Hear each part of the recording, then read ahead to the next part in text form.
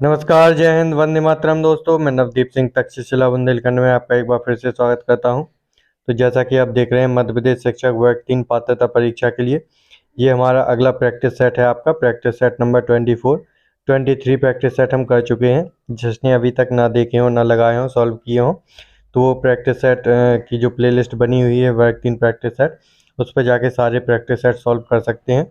और क्लासेस भी डली हुई हैं CDP की, EVS की आपकी, तो वो भी आप देख सकते हैं, जो बहुत ही इंपॉर्टेंट है आप सभी के लिए। तो इसमें हम मैथ पेडागोजी का जो प्रैक्टिस सेट है ये करने वाले हैं, जो आपका वर्ग 3 के और सीटेट के लिए, दोनों के लिए बहुत ही इंपॉर्टेंट रहने वाला है। क्योंकि आपको पता है कि पेडागोजी से क्वेश्चन ज़्यादातर बन रहे हैं आपके वर्ग 3 में, और बनते ही हैं। 70 से 75 नंबर की पेडागोजी पूछी जाती है, जिसमें से आपकी मैथ की 12 से 15 नंबर की क्वेश्चन आपके पेडागोजी से आएंगे, मैथ पेडागोजी से। तो बहुत ही इंपॉर्टेंट सेशन रहने वाला है ये। तो इस वीडियो को ज़्यादा से ज़्यादा लाइक करके सभी लोगों तक शेयर जरूर कर दें। जिसने अभी तक चैनल को सब्सक्राइब ना किया हो, वो सब्सक्राइब करके बेल आइकन को जरूर प्रेस कर लें। तो चलिए देखते हैं अपना पहला क्वेश्चन। और आपको ये सेशन कैसा लग रहा है आप कमेंट बॉक्स में ज़रूर बताएं, और कितने नंबर आए आप कमेंट बॉक्स में लिखकर ज़रूर बताएं। देखते हैं पहले क्वेश्चन में क्या कहा गया है आपसे। सतत एवं व्यापक मूल्यांकन में व्यापक मूल्यांकन का तात्पर्य है। तो सतत एवं व्यापक मूल्यांकन में मूल्यांकन का क्या मतलब होता है, ये पूछा गया है इससे में। तो आपका पहला जो ऑप्शन है वो क्या है, शैक्षिक क्षेत्र का मूल्यांकन कहलाता है, सह शैक्षिक क्षेत्र का मूल्यांकन कहलाता है, या फिर शैक्षिक एवं सह शैक्षिक क्षेत्र का मूल्यांकन कहलाता है, या फिर सभी विषयों का मूल्यांकन कहलाता है।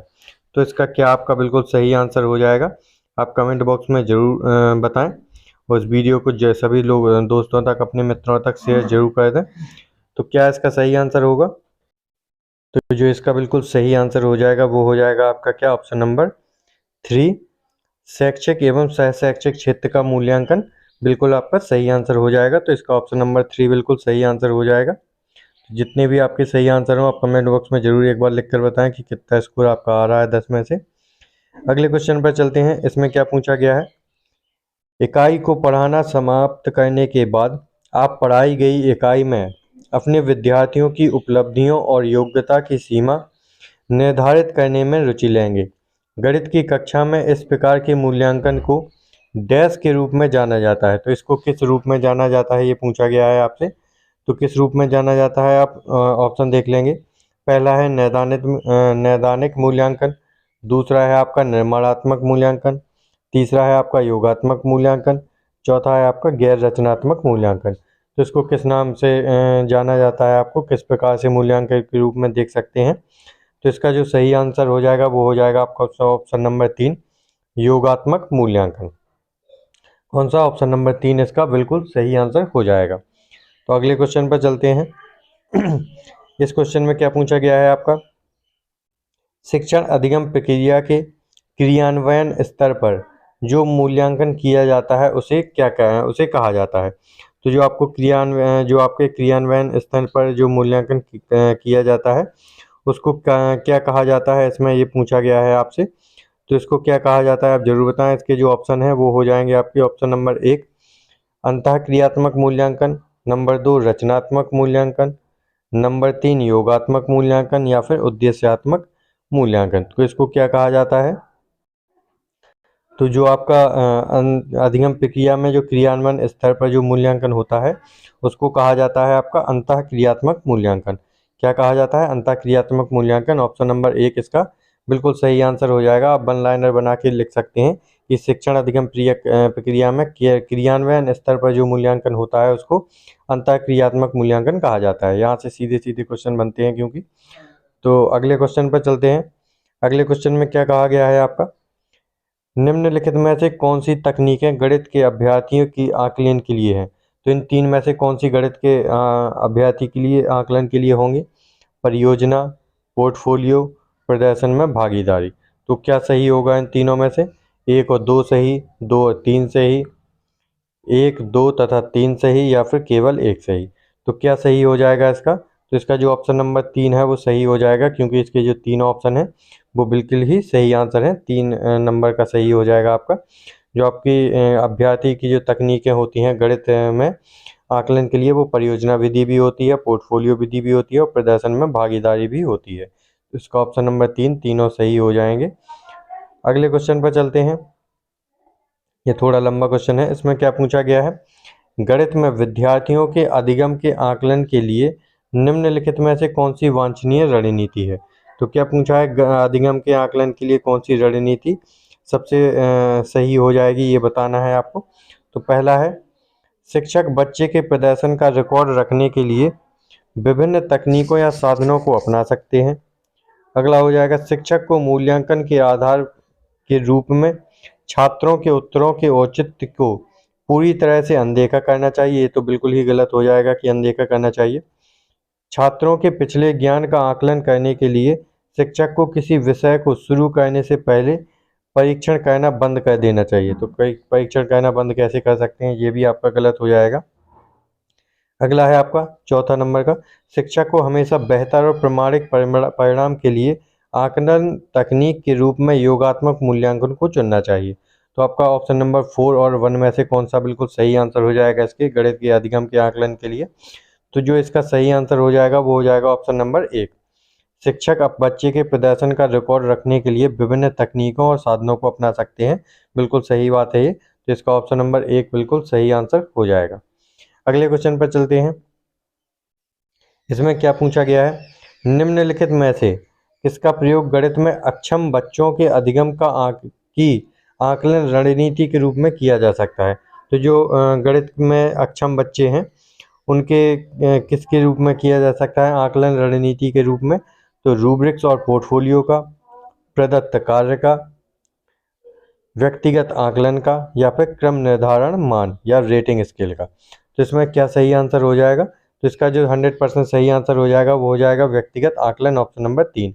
क्योंकि अब गणित में जो अक्षम बच्चे हैं यदि में उनकी अधिगम का आकलन करना चाहते हैं तो उनका पहले आपको व्यक्तिगत आकलन करना पड़ेगा कि इनको किस में दिक्कत आ रही है, गणित के कौन से कॉन्सेप्ट में दिक्कत आ रही है, क्या प्रॉब्लम है, पहले उनको व्यक्तिगत आकलन के द्वारा समझना पड़ेगा, फिर उसका निदान करना पड़ेगा। तो इसका ऑप्शन नंबर 3 बिल्कुल सही आंसर हो जाएगा।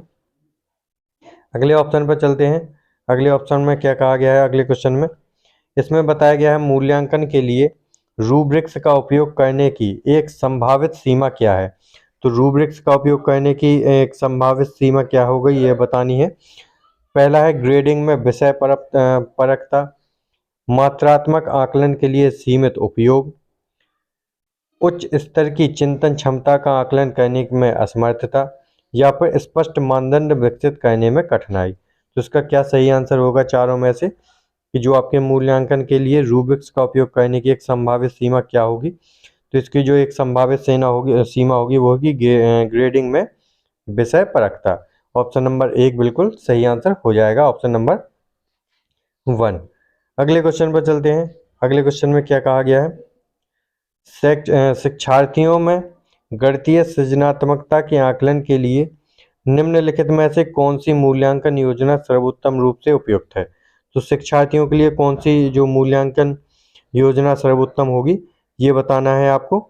तो इसका जो ऑप्शन नंबर 1 है, अन्वेषणात्मक परियोजनाएं, नंबर 2 वार्षिक परीक्षाएं, नंबर 3 होगी क्षेत्रीय भ्रमण, या फिर ओलंपियाड परीक्षा। तो इसकी क्या बिल्कुल सही आंसर हो जाएगी, जो सृजनात्मक जो आकलन करना है आपको। तो इसका जो ऑप्शन नंबर 4 है ओलंपियाड परीक्षा, ये बिल्कुल सही आंसर हो जाएगी। इसका कौन सा, ऑप्शन नंबर 4 बिल्कुल सही आंसर होगा। अगले क्वेश्चन पर चलते हैं। अगले क्वेश्चन में क्या कहा गया है, गणित के प्रति शिक्षार्थियों की रुचि और दृष्टिकोण का आकलन करने के लिए निम्नलिखित में से किस रणनीति का उपयोग किया जा सकता है। तो शिक्षार्थियों की रुचि और दृष्टिकोण का आकलन करने के लिए किसका रणनीति का उपयोग सही रहेगा, किया जा सकता है। नंबर 1 जांच सूची पोर्टफोलियो कागज पेंसिल परीक्षण का, मौखिक परीक्षण कागज पेंसिल परीक्षण कक्षा की भागीदारी का, या फिर जांच सूची पोर्टफोलियो परियोजना की कक्षा की भागीदारी का, या फिर ऑप्शन नंबर 4 पोर्टफोलियो परियोजना कागज पेंसिल परीक्षण। तो इसका क्या बिल्कुल सही आंसर हो जाएगा, जो आपको अभ्यर्थियों की रुचि और दृष्टिकोण का आकलन करने के लिए चाहिए। तो आपकी जो इसके लिए रणनीति होगी वो होगी जांच सूची पोर्टफोलियो परियोजना में कक्षा की भागीदारी। तो ऑप्शन नंबर 3 इसका बिल्कुल सही आंसर हो जाएगा, ऑप्शन नंबर 3। अगले क्वेश्चन पर चलते हैं। अगले क्वेश्चन में क्या कहा गया है, गणित में रचनात्मक मूल्यांकन का क्या उद्देश्य है।